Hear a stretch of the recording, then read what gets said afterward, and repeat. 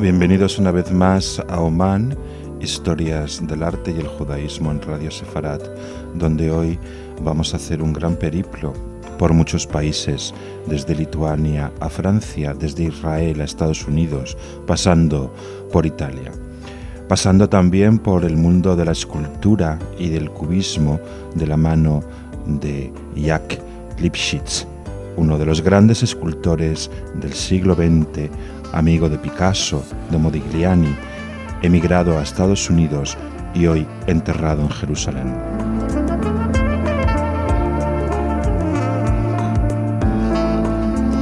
Chaim Jacob Lipchitz nació el 10 de agosto del año de 1891 en Lituania, como sabemos en esa época parte del Imperio ruso. Era hijo de un constructor y por eso sus primeros pasos fueron dirigidos hacia la ingeniería, pero después en 1909, con el único apoyo de su madre, fue a París para estudiar arte en el mejor sitio que podía hacerlo, en la Academia de Bellas Artes de París y en la Académie Julian. Allí rápidamente contactó con las incipientes corrientes artísticas que todavía estaban en la colina de Montmartre, a punto de bajar a el barrio de Montparnasse, cruzar el río. Allí va a hacer amistad con los grandes pontífices del cubismo como Juan Gris y Picasso, y también con quien sería su gran amigo Amadeo Modigliani, que en 1916, por 10 francos, después de que Lipchitz se hubiera casado, les hizo a la pareja un retrato titulado Jacques y Berthe Lipchitz. Berthe Kirtasser, una poeta rusa, y en 1926 este cuadro pasó al Instituto de Arte de Chicago para formar parte de la colección en memoria de Ellen Birch Bartlett. Lipchitz, además de ser amigo de Modigliani, también durante una temporada compartió marchante Leo Rosenberg, que en 1912, solamente 3 años después de haber llegado a París, ya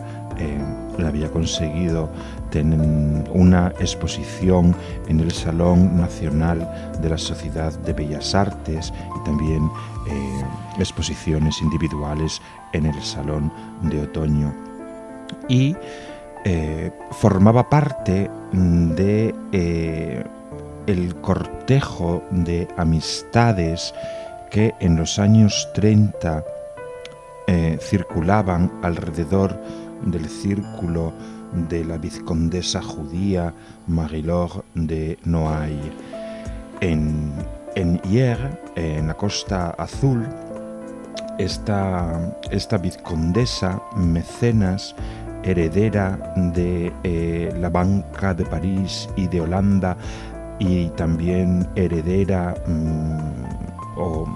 de sus antepasados, la condesa de Chevigné, bisnieta del marqués de Sade, había construido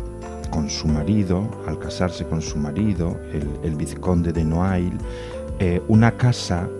espectacular y vanguardista, la primera casa en tener piscina cubierta en Francia, en la que se daban cita todas las amistades de esta pareja, desde Man Ray a René Crevel, Dalí. Y en el jardín de esta maravillosa casa, que aún está en pie y aún se puede visitar, había un espectacular jardín llamado el Jardín Cubista, muy vanguardista, en forma triangular, y en uno de los vértices de ese triángulo estaba expuesta una escultura titulada La alegría de vivir, que hoy está en el Museo de Israel en Jerusalén. Lipschitz vivía bien, tenía éxito y trabajaba mucho, sobre todo en la primera etapa a través del cubismo, esta desfragmentación de la realidad en distintos planos. La realidad para el cubista depende del punto de vista con que se mire, y en la escultura esto se traduce simultaneando perspectivas, creando intersecciones de volúmenes y descubriendo el hueco como elemento escultórico. Pero todo esto, todo este bienestar, toda esta productividad creativa queda de repente a su vez desfragmentada en la propia realidad histórica, en un plano muy negro frente a otro muy blanco. Nos estamos refiriendo a la llegada del nazismo, esa descomposición de la realidad sociocultural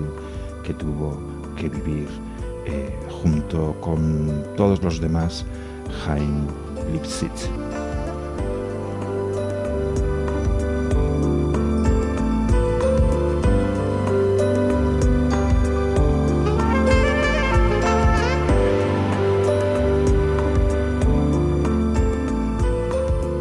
En tanto que judío naturalizado francés, había perdido la nacionalidad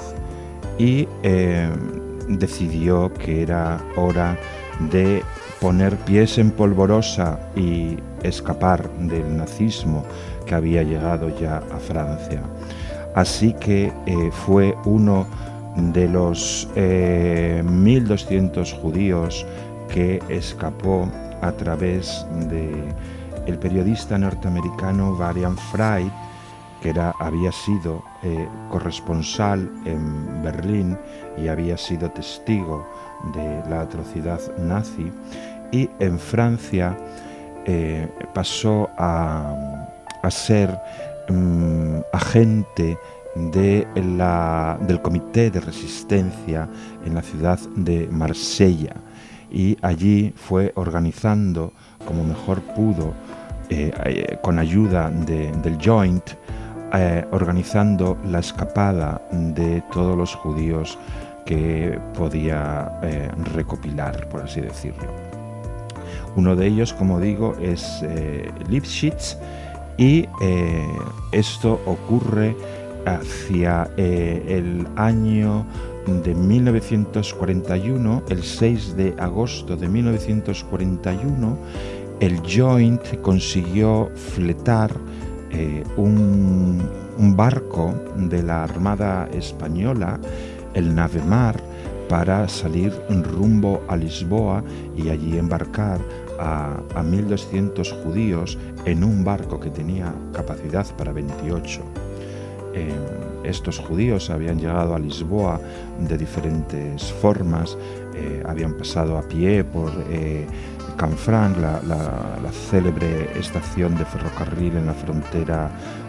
hispano-francesa, y después habían llegado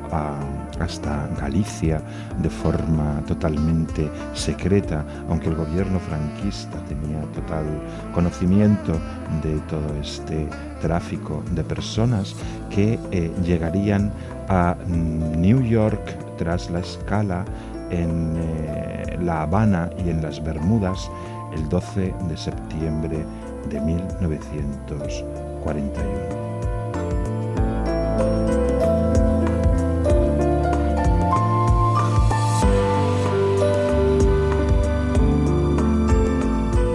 En Estados Unidos van a ocurrir algunas cosas. En primer lugar, en el año de 1946, 5 años después de llegar a Estados Unidos, el divorcio, porque su esposa, la poeta rusa Berta Kirchner, prefería vivir en París, y Lipschitz sabía que en este momento era mucho más conveniente para el mundo de la escultura permanecer en Nueva York. Después, en el año de 1949, es cuando tiene una gran resonancia al participar en la tercera exposición